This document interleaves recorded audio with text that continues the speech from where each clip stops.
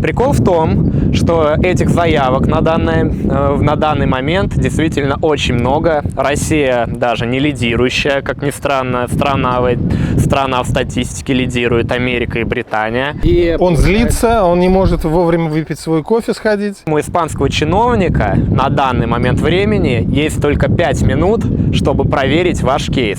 5 минут, чтобы проверить кейс, который вы готовили несколько месяцев. Опять-таки, из-за большой нагрузки на чиновников, чиновник может просто плюнуть, влепить отказ просто потому, что не хочет в этом разбираться. Другим переводчикам отправил, а другие переводчики мне вообще говорят: ой, это сложно, в этом чуть ли году это невозможно. Я: что?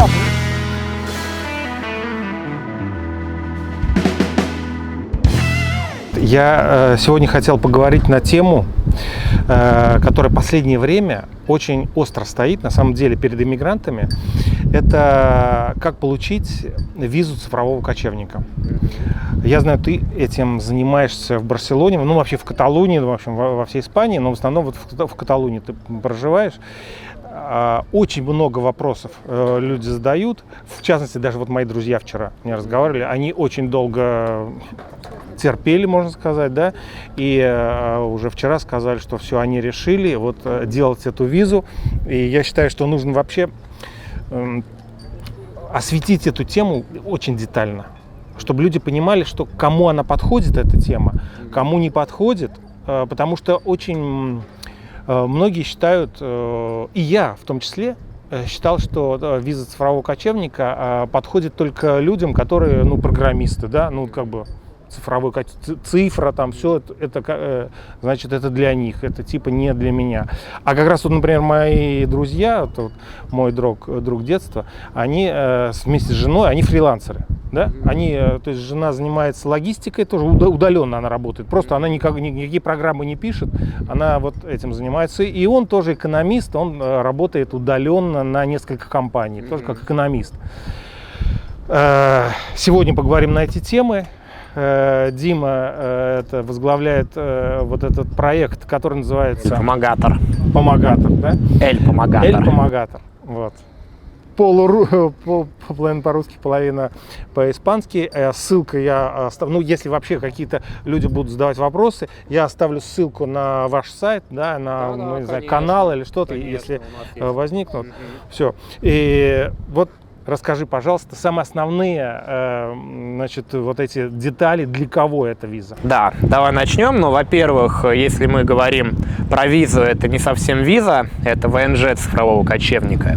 Виза цифрового кочевника также она присутствует, это называется виза D, но в отличие от ВНЖ, она позволяет, собственно, просто проживать на территории Испании 1 год, и дальше ее все равно придется во что-то конвертировать. В то же самое ВНЖ. При этом по точно такой же процедуре, как ты ВНЖ делаешь и с нуля. Поэтому вот виза D, она такая, скажем, ознакомительная. Если ты еще, например, не определился, нужно ли тебе ВНЖ Испании, то да, ты делаешь визу цифрового кочевника. Но это терминология на самом деле, потому что почти все говорят виза цифрового кочевника. Вот, в контексте имеет в виду ВНЖ. Это имеется в виду. Да, имеется в виду ВНЖ, но это два разных понятия. Если мы досконально это разбираем, то это два разных понятия. Вот, насчет того, для кого это подходит. Да. Это подходит для абсолютно любого человека, который работает удаленно, работает официально и может это подтвердить. И, соответственно, тут есть требования по зарплате. Ты либо по зарплате, либо по сумме вознаграждения по контракту, если ты работаешь как фрилансер или ИПшник. Необходимо получать от 2500 евро, если быть точнее, от 2520 евро. Это на человека, потому что, вот, например, если мы говорим вот про моего друга, они вдвоем, то есть муж и жена, это суммируется или как вот эта вот сумма? Если они вдвоем, то необходимо на жену получать дополнительно 945 евро. То есть всего, если муж и жена, то это чуть больше 3000 евро получается. Должен быть доход у основного заявителя. То есть не может быть такого, что половина получает жена, а половина получает муж, и вместе это образует сумму. Необходимо именно, чтобы основной, и его и к нему же крепят дополнительных. Можно прикрепить жену, детей несовершеннолетних. В некоторых случаях можно даже прикрепить родителей, если они пожилые и на иждивение. Если ты докажешь то, что вот они от тебя зависят, это тоже также можно крепить в заявке. Вот. Вот говоря про эту визу, визу или там ВНЖ цифрового кочевника, она, буквально полгода назад, ее, по-моему, в декабре она вышел закон, и она начала работать, как обычно это бывает в Испании, не сразу, а постепенно, где-то в феврале, по-моему, только вот началось. Первые начались, да. То есть вы все-таки уже, есть практика, то уже вы добиваетесь? Да, конечно, у нас уже есть положительные кейсы, я скажу так, пока что, слава богу, у нас все кейсы, которые прошли, отказов не было, потому что мы очень внимательно относимся к кейсу, к документу, мы очень внимательно проверяем. В нашей команде профессиональный лингвист, у которого не только лингвист, у нее еще есть опыт там, работы с местными органами Барселоны. В общем, мы все досконально проверяем с учетом местной специфики. Если у человека мы видим, что кейс не проходной, но мы ему об этом скажем, мы либо будем его как-то докручивать, пытаться, либо же там это не наш случай. Подожди, получается, вот смотри, значит, я опять возвращаюсь, почему я тебе хочу сказать, и вот зрители знают, что есть такой отрицательный опыт, человек в Аликанте, который себя изображает адвокатом, да, и он берет сумасшедшие деньги. На самом деле он не адвокат, и даже адвокаты таких денег не берут. И были случаи, когда вот он брал деньги, не было результата положительного, и он не отдавал деньги. Вот у вас как, если, например, будет, отрицательный, то есть будет отказ, вы что-то вернете? Мы в договоре прописываем то, что у нас полный возврат денег, потраченных непосредственно на услуги в случае отказа по нашей вине. То есть здесь история такая, что клиент, предположим, предоставил заведомо ложные документы, а миграционная их каким-то образом проверила, поняла то, что там какой-то обман со стороны клиента, конечно, в этом случае мы не можем сделать возврат. Но если же там ошибка, отказ из-за того, что там несоответствие требованиям, какое-то, или там под критерии какие-то не подходит клиент, которые были заранее известны, и мы за этим не уследили, то, конечно, в этом случае мы предлагаем полный рефанд, и это у нас прописано в договоре. Вот, потому что перед тем, повторяюсь, как подать кейс, мы внимательно его смотрим, проходит он несколько проверок, мы с клиентом долго работаем, чтобы в итоге кейс был идеально собран для сотрудников миграционной, потому что расскажу про миграционную службу, как они работают и какие могут быть отказы. Прикол в том, что этих заявок на данный момент действительно очень много. Россия даже не лидирующая, как ни странно, страна в статистике лидирует Америка и Британия. Да, Россия на данный момент то ли на 3-м, то ли на 4-м месте, но основные заявки не оттуда. И в связи с этим у испанского чиновника на данный момент времени есть только 5 минут, чтобы проверить ваш кейс.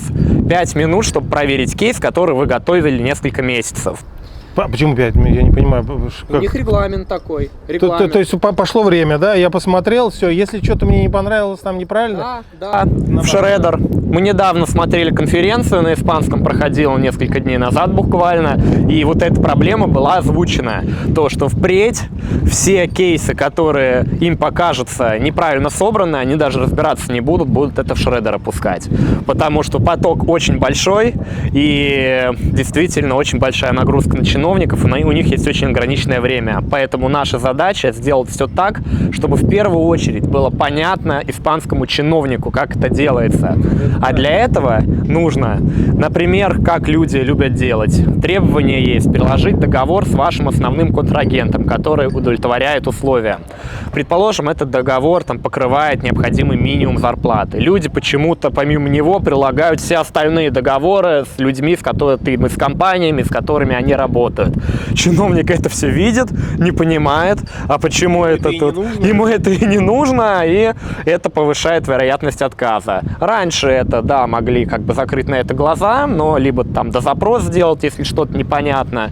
Ну вот сейчас, да, по нашей последней информации к этому стали более строго относиться, поэтому там наша главная рекомендация, если вы делаете это сами, то очень внимательно, пожалуйста, читайте официальные требования и не отступайте от них. Просят вас показать один документ, показывайте один документ. Не нужно прикладывать там всю свою подноготную, этого от вас никто не ждет, и это только в минус. И это просто время чиновнику на проверку увеличивает.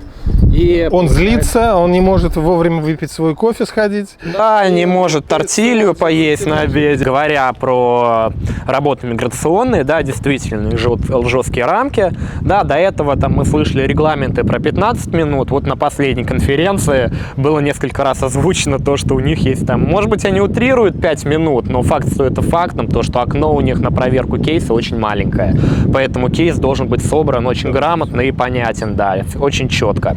Вот, так как мы себя позиционируем как проект, который в первую очередь открыто делится знаниями с другими, у нас есть обширная база знаний, постоянно обновляемая, мы помогаем людям в чате, вот, и вообще за то, чтобы люди сами разбирались, понимали процессы, сами могли все сделать, поэтому вот в связи с этим просто вот совет, внимательно читайте и делайте только так, как описано в регламенте, если вы подаетесь сами.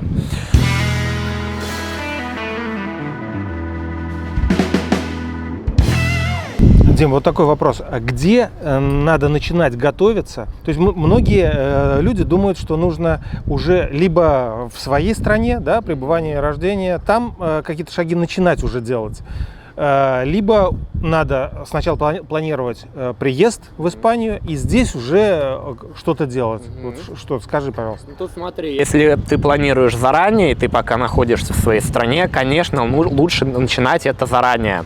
Во-первых, потому что некоторые справки, может быть, получить проблематично. Там, например, там возьмем справку о несудимости, которая нужна апостилированная, да, и в изначальном виде. Да, если вы живете там не в Москве, где ее делают через МФЦ очень быстро сейчас, то да, там ее могут делать там продолжительное какое-то время, там вплоть до месяца некоторым нашим клиентам ее сейчас выдавали. Вот. Во-вторых, да, там справки понятно, во-вторых, необходимо все эти документы переводить с помощью испанского присяжного перевода. По последним требованиям практически все документы, которые подаются, необходимо переводить присяжным переводом. Испанским, ты говоришь? Испанским присяжным переводом. То есть да. это, получается, нельзя сделать в Москве? Нет, это можно сделать из Москвы. Проблема в другом. Проблема в том, что в Испании на данный момент работает всего лишь 34 присяжного переводчика на всю страну с русского языка. И сейчас из-за новых требований, когда пришлось переводить весь пакет документов, до этого нужно было всего лишь 2 переводить документа, очень сильно увеличилось время их работы, соответственно, подскочила стоимость и стало несколько непредсказуемым этот процесс. Сейчас, понятно, есть хорошие переводчики, которые переводят быстро, но это Испания, и нужно включать человеческий фактор в эту схему. Это значит то, что ваш перевод присяжный может задержаться, поэтому нужно на это закладывать время. Мы советуем закладывать на присяжный перевод около 2-3 недель, потому что как вы соберете все документы, вы соберете там все справки, вы подготовите договор с вашим контрагентом, подготовите все выписки, необходимо будет отправить все это на перевод.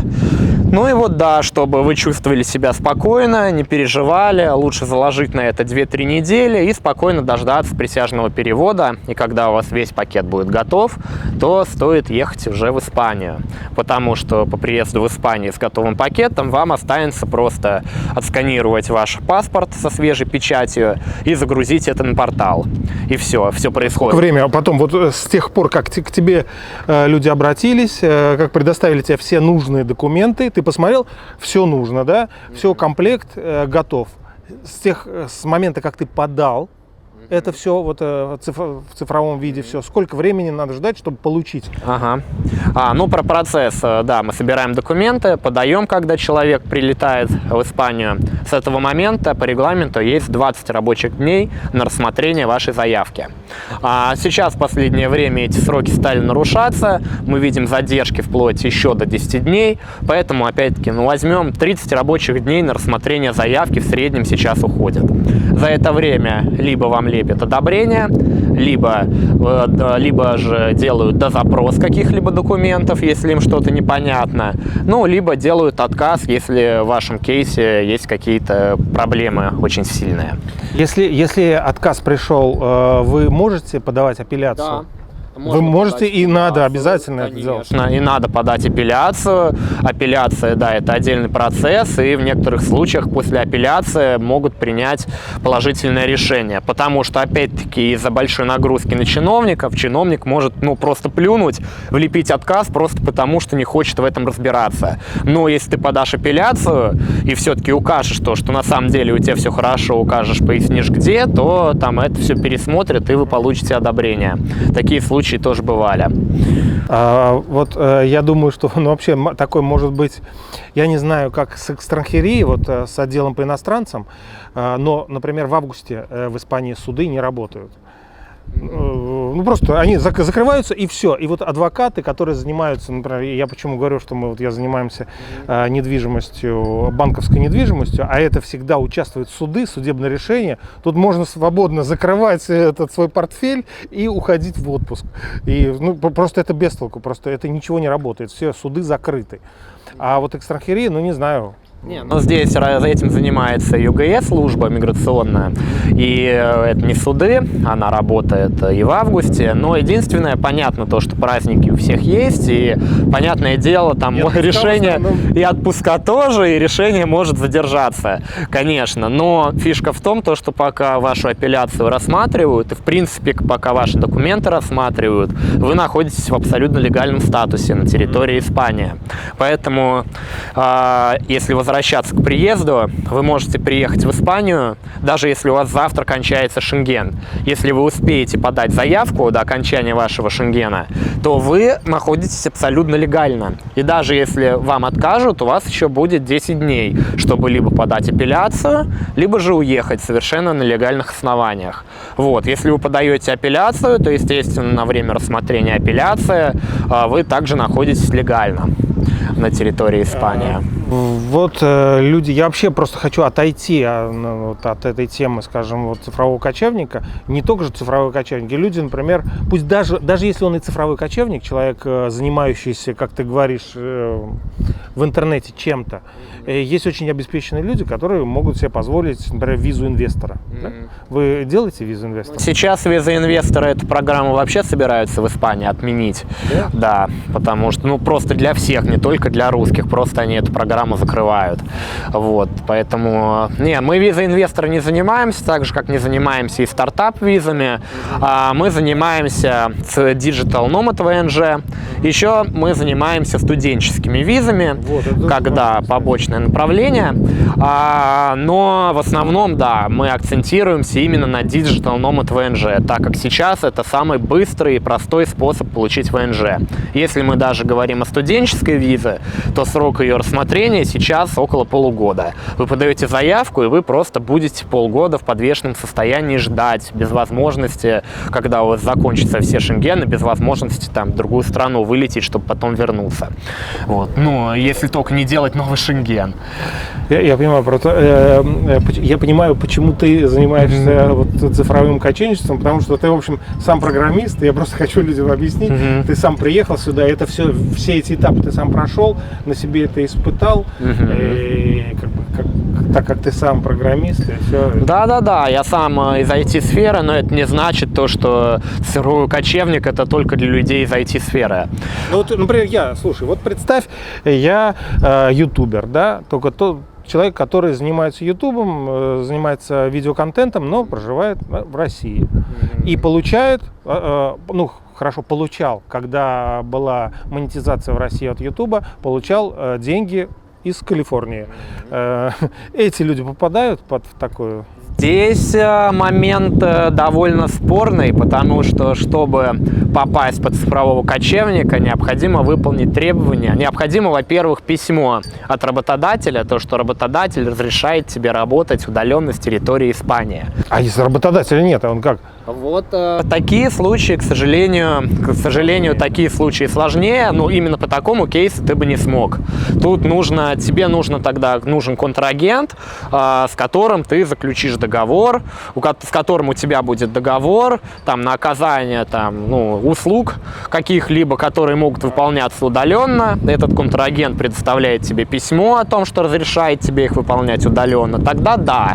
Ну, тут тоже есть условия, что, во-первых, твой контрагент должен существовать, его компания, не менее года, и, соответственно, ты с ним должен работать не менее 3 месяцев уже, чтобы подать на цифрового кочевника. Но по большому счету ты подтвердил все равно. Если это, скажем, человек, который создает видеоконтент, живущий в России, и так как последние месяцы, год или сколько, отменили монетизацию в России, что делают ютуберы? Они просто, у них также ЧП, как индивидуальные предприниматели, они берут рекламу, делают рекламу. У них также есть поступление, то есть практически, о чем ты сейчас сказал. Да, если у тебя есть долгосрочный договор с контрагентом, скажем, да, с рекламодателем, но должны быть соблюдены условия этого договора. Это очень важно. Во-первых, по условиям договора у тебя должен быть ежемесячный доход не менее 2520 евро, 2500 евро буду округлять. Во-вторых, этот договор должен быть долгосрочным, то есть желательно он должен быть заключен на срок 3 или более года, либо же бессрочно. Это должно быть прописано.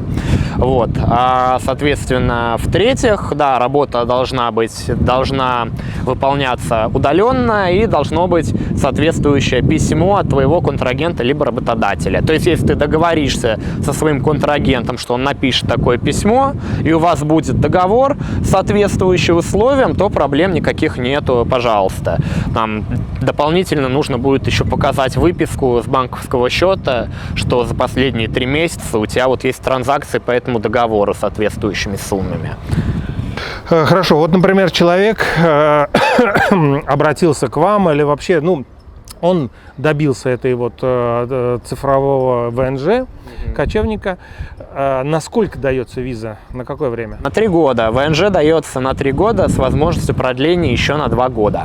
Но при этом есть условие, что ты должен проживать не менее 183 дней на территории Испании, для того, чтобы тебе потом это ВНЖ продлили. Ну, с этим я не думаю, что есть проблема. Кто-то обратно не будет. Ну да, но при этом на территории Испании, понятно, мы имеем в виду весь Евросоюз, да, потому что там, да, границ нет, и никто не проверяет. Да, плюс еще есть нюанс, естественно, налоговый, потому что средняя налоговая ставка здесь, она прогрессивная, налоговая шкала, понятно, там вычеты и так далее, но брать среднюю по больнице, это там при доходе примерно 4000 евро, если у тебя доход заявлен, то ты заплатишь около 24-25%. Там зависит от региона и прочего. От прибыли своей. Который тебе поступает на счет. Да. Кстати говоря, вы счет можете открыть человеку? Счет человеку открывают банки, мы на это не уполномочены, к сожалению. Но мы можем, мы рассказываем, естественно, как это делается. Говоря про счет, то к русским сейчас особые требования, особое внимание, но это все реально. То есть необходимо, как правило, сейчас... Положительные результаты есть? Да. Просто, как правило, требуют налоговую декларацию за предыдущий год, требуют, чтобы ты показал договор, иногда требуют банковскую выписку тоже за большое количество времени, но, да, комплайенс есть, но если ты его проходишь, то проблем нету. С какими банками в основном? Сантандер сейчас проще всего. Раньше у русских был очень популярен ББВА, практически все русские почему-то там открывали, то, что он себя как Тинькофф позиционировал, но вот сейчас даже по моему личному опыту, видимо, этот наплыв русских, одно время можно было вообще по загранпаспорту открыть там счет, даже в недавнее время. А сейчас нет, лавочку прикрыли, сейчас сложно открыть счет в ББВА русскому.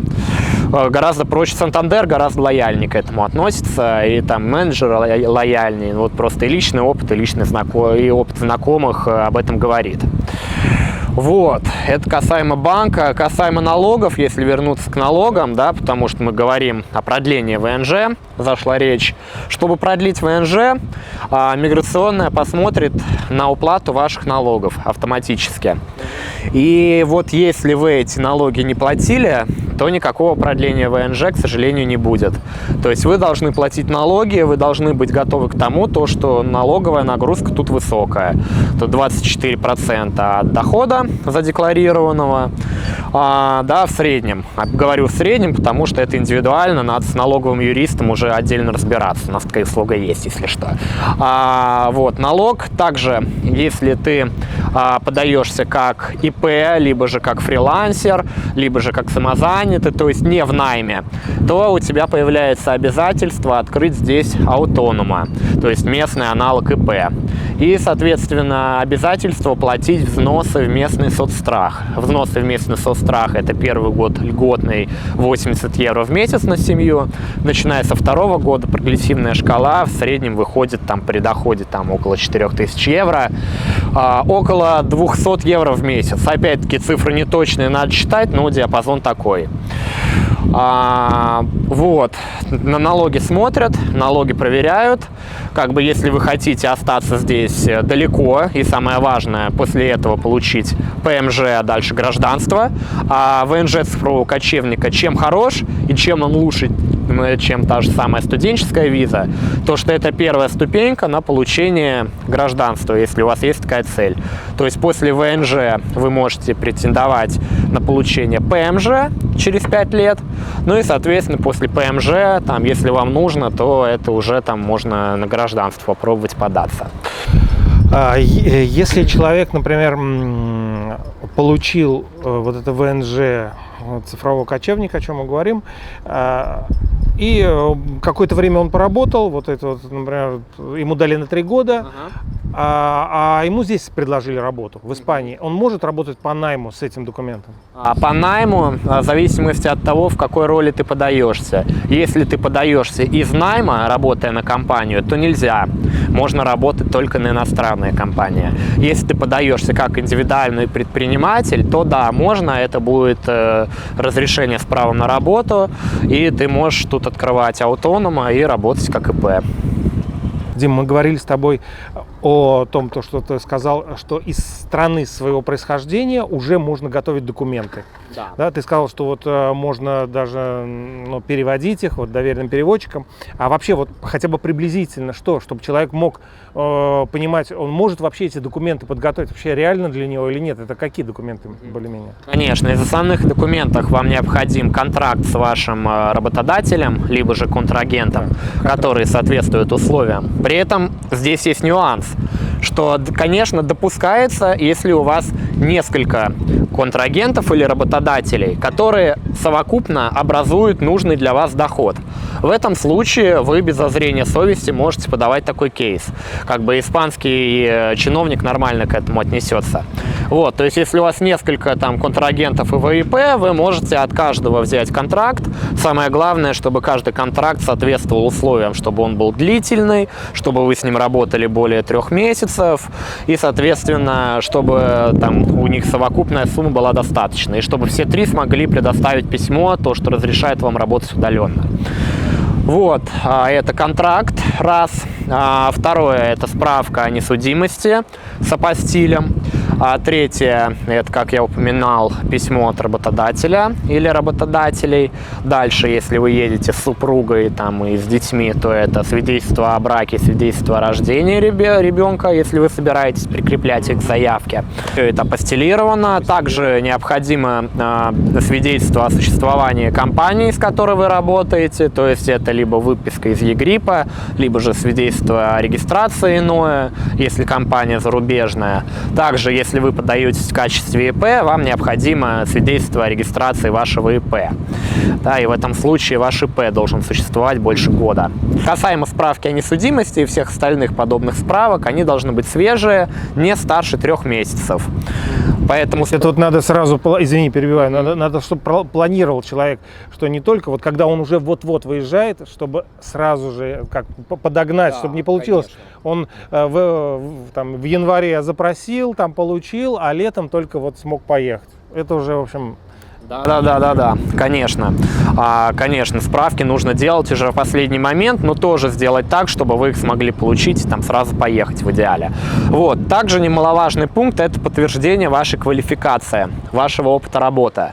Потому что по требованиям миграционные на данный тип ВНЖ ты можешь подаваться, если у тебя есть релевантный опыт работы не менее 3 лет. Вот. Этот опыт работы можно доказать разными путями. Контрактом. Либо контрактом, но контракт у тебя не обязательно, ты уже проработал 3 года. Может быть, ты проработал только год. Это доказывается либо прошедшими контрактами, прошлыми контрактами, которые у тебя были.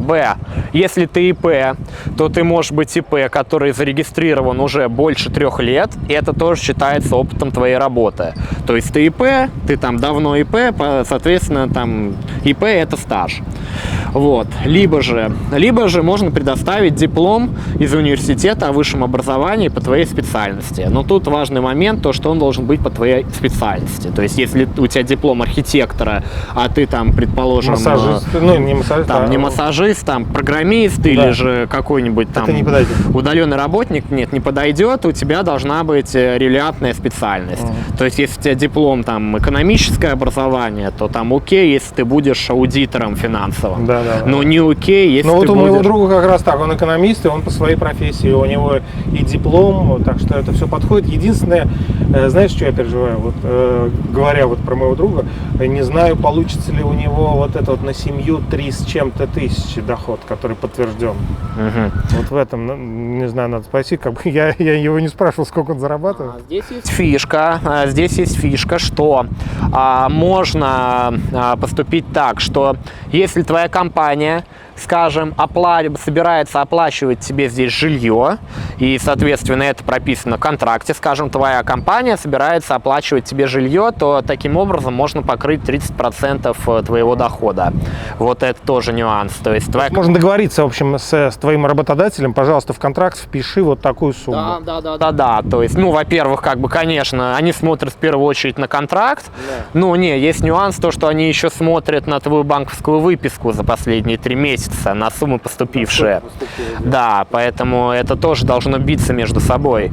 Вот, но есть способ, то, что 30% от требуемой суммы можно покрыть, если компания напишет то, что она оплачивает тебе жилье там. Вот, это идет зачет. А так, да, требование жесткое, то есть формулировка официальная, то, что рассматривается индивидуально, но в первую очередь смотрит на доход от твоей деятельности, вот, либо же на покрытие компании. Вот, это касаемо документов. Что еще важно поговорить о документах, это про присяжные переводы. Потому что сейчас, на данный момент, присяжные переводы нужно делать уже практически всех документов, за исключением там резюме. Еще про документы не упомянул, CV нужно предоставить также свое. Но это ты сам себе можешь написать, это его не надо вот как раз переводить. Вот, но договор с компанией нужно переводить, справки все, естественно, нужно переводить, выписки из ЕГРИПов, ЕГЮРЛов, свидетельства о регистрации тоже нужно переводить присяжным переводчикам. Это, соответственно, время и, самое главное, это деньги. Тут вопрос, что главнее время или деньги, зависит от ситуации, но здесь мы можем столкнуться с тем, что, предположим, выписка там из ЕГЮРЛа компании там может занимать в некоторых случаях там по 10 страниц, если там часто АКВЭДы менялись, собственники и так далее.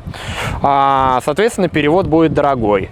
Там он может доходить там до 800 до 1000 евро за документ, если он большой. Также с договором. Но есть способы на этом сэкономить. Это вот я сейчас говорю лайфхаки. Например, если мы говорим про выписку из ЕГЮРЛа, то миграционная в первую очередь смотрит на то, что компания сейчас в данный момент функционирует, она активна, выписка свежая, все с ней хорошо, и также смотрит на ЭЦП. Соответственно, если выписка большая, но большая часть этой выписки это смены акведов, да, например, то это совершенно миграционную не интересует. Можно просто взять этот документ, вырезать оттуда середину, главное вырезать это тоже внимательно, чтобы не потерять важные данные, и таким образом этот документ подать, это окей.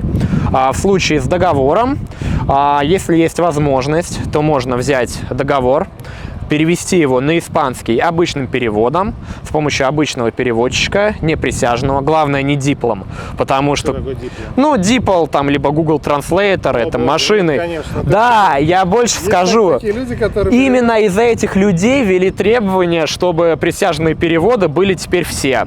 Раньше, да. Это вообще как можно общаться? Даже общаться нельзя с людьми, с испанцами, с переводчиком. Это он такую херь несет. Он может перевести там два слова, но фразу он, или там текст он переведет такую ересь. Если вы тем более еще вот в отдел по иностранцам, это такое пошлете. Конечно. Там смеяться не будут, но просто отказ обеспечен. Да, именно из-за этого ввели требования, чтобы теперь все документы были присяжным переводом, потому что люди, особенно вот наши смекалистые русские люди, думали то, что они сейчас сумели обмануть систему, и вот все они в чатах сидели, обсуждали, я это наблюдал, что вот мы сейчас переведем это по машинным переводам, диплом, договор, это все проканает. Но вот из-за этого теперь все надо переводить присяжным переводом. Вот, и говоря про договор, вы можете перевести это нормальным квалифицированным переводчиком испанским, не присяжным. Это будет все равно вам стоит гораздо дешевле, чем присяжный, и гораздо быстрее. Вот. И просто взять этот договор, принести к работодателю и попросить, чтобы работодатель его также подписал и заверил, поставил туда печать. То есть таким образом у вас просто будет версия договора на испанском языке, который имеет равную юридическую силу. И вам не нужно его будет теперь переводить присяжным переводом. Вот. И можно будет такой договор нести. На этом можно сэкономить еще там хорошие деньги. Там 400-500 евро в некоторых случаях. Знаешь, Дим, я вот думаю, что вот всю информацию, о которой ты говоришь, я думаю, что самый тонкий лед, где может порваться, это время. Потому что вот время, потому что ограничено вот эти все справки, которые человек затребует в своей стране, и получить эту визу, чтобы въехать по Шенген, вот, понимаешь, должно все сойтись. Это надо делать быстро. Я думаю, поэтому вот очень важно иметь, скажем, здесь переводчиков доверенных, которые именно работают с вами и к вам другое отношение. Почему? Потому что у меня был такой случай. Я там недвижимость, значит, продал в России. Там у меня помещение было нежилое, я продал, и мне срочно было, то есть я эти деньги клал в банк, и банк у меня заблокировал на положение, да? И мне нужно было срочно перевести документ купли-продажи, и так это долго, я там злился и все, и я нашел других переводчиков, другим переводчикам отправил, а другие переводчики мне вообще говорят: ой, это сложно, в этом чуть ли году это невозможно. Я: что? То есть, пришлось дождаться первого переводчика, с которым я всегда всю жизнь работал, но очень долго. То есть вот поэтому я думаю, что вот ваша задача, да, как вот вашего проекта, это чтобы именно все шестеренки, они сработали вовремя. Конечно. Как только получилось, сразу бам-бам-бам, и пошло по ступеням, потому что где-то что-то пропустили, все, вся эта пирамида рухнет, и это потеряет смысл. Ты сейчас затронул очень больную тему для большого количества людей, эти присяжные переводы, потому что, как я ранее говорил, их всего 34 на всю Испанию. И недавно случился, как мы его называем, хурадо-геддон. Почему хурадо-геддон? Хурадо — это термин хурадо перевода. Переводчики все просто повесились, потому что пошло огромное количество заявок к ним из-за этих требований. И некоторые переводчики просто там документ, который должен был рассматриваться там неделю, они его отдавали через 3.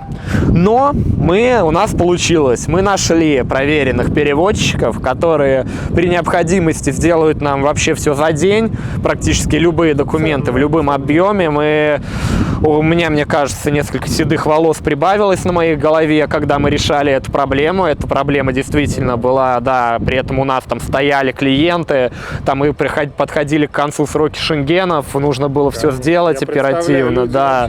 Вот-вот надо уезжать, и все, там, наверное, любые деньги сделайте только. Они дают эти деньги, а мы понимаем то, что, блин, их нет. Но в конце концов у нас получилось договориться, у нас получилось найти. Вот в этом плюсы как раз вот таких вот проектов, что надо именно договориться с этими шестеренками, чтобы они сработали в нужный момент.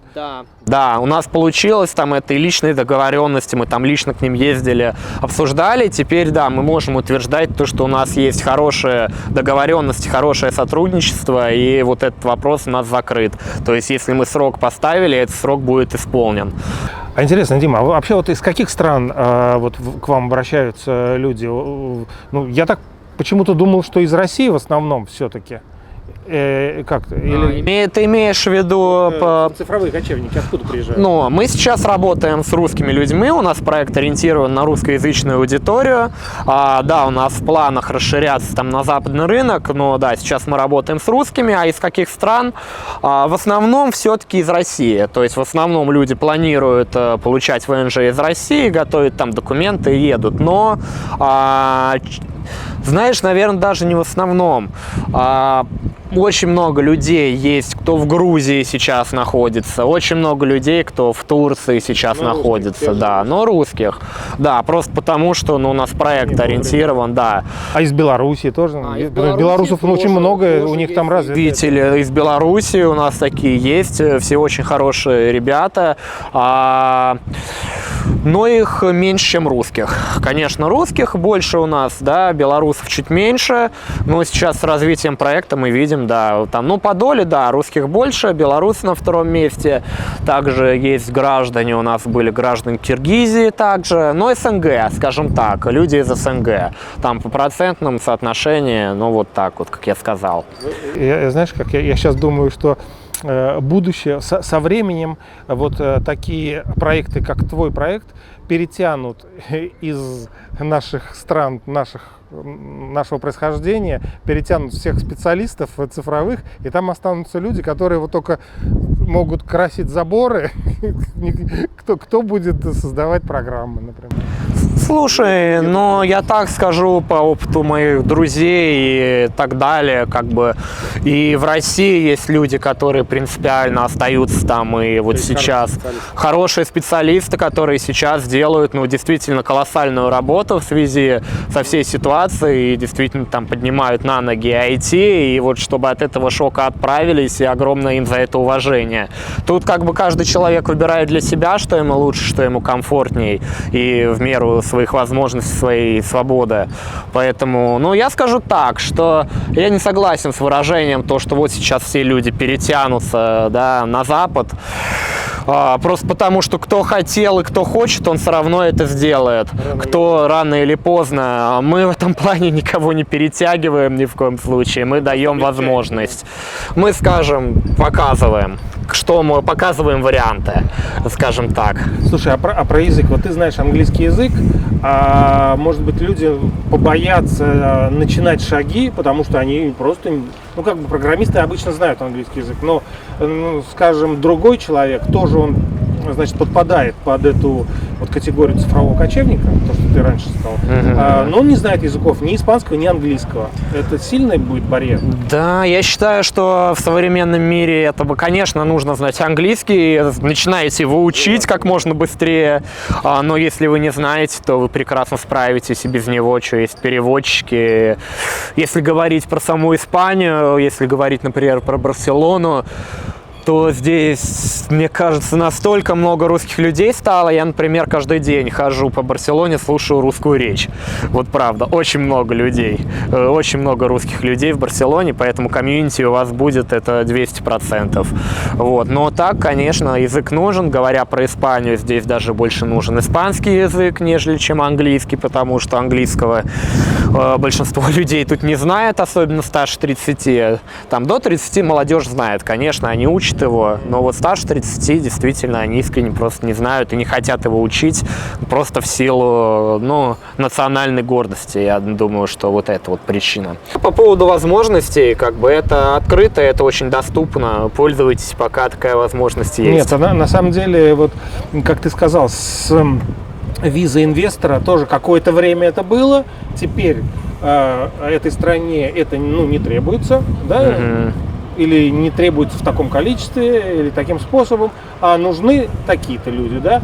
Возможно, это тоже какое-то время будет, а может быть и потом это прекратится, и как-то трансформируется во что-то другое, поэтому...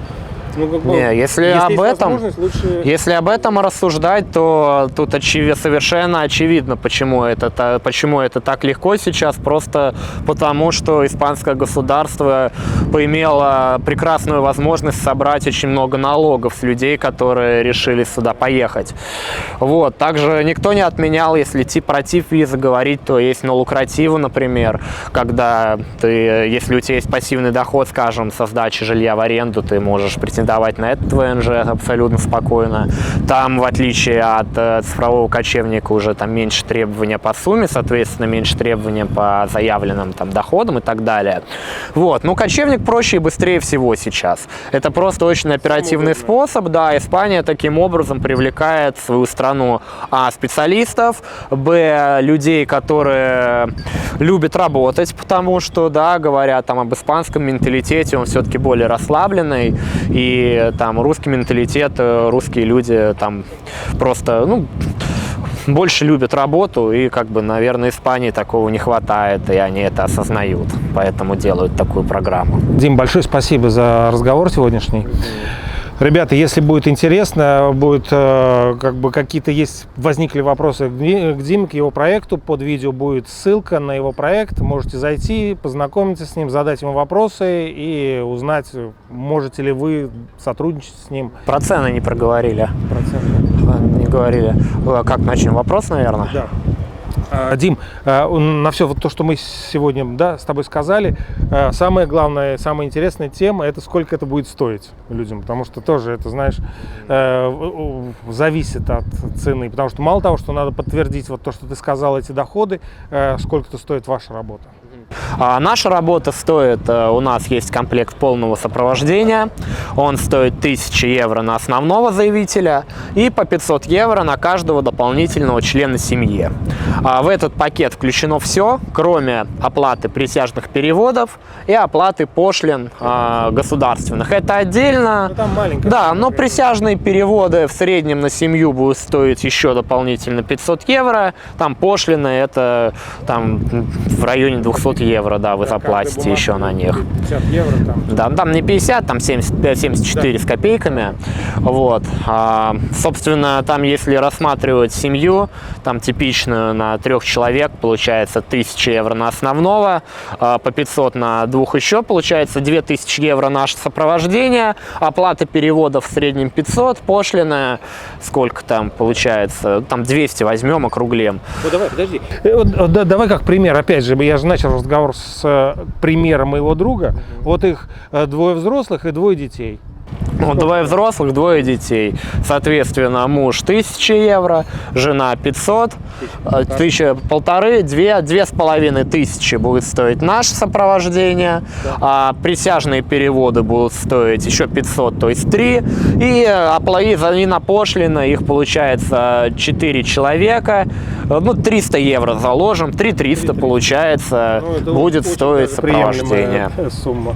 Да, у нас цена одна из самых демократичных на рынке на данный момент. Но пользуйтесь возможностью, если спрос будет, предложение тоже адаптируем. Спрос уже есть, но мы всегда демократичного подхода придерживаемся. Также спешу напомнить, что если вы хотите пройти этот весь путь сами, welcome. У нас есть прекрасные гайды, у нас есть прекрасная комьюнити в Телеграме, где мы отвечаем бесплатно на все ваши вопросы и вас консультируем на вопросы по гайду, по всему остальному. Поэтому, используя наши материалы, вы можете все сделать самостоятельно. Но если у вас возникнут на каком-либо этапе трудности, то всегда мы открыты для вас. Также у нас есть услуга подачи с помощью своей ЦП, то есть если вы все делаете самостоятельно, но вам необходимо только податься. Податься может человек, только обладающий ЦП. У нас такая ЦП есть. Электронно-цифровая подпись. Вот, мы можем просто подать вас через нашего человека. Такая услуга у нас стоит 200 евро на основного заявителя и по 100 евро на каждого члена семьи.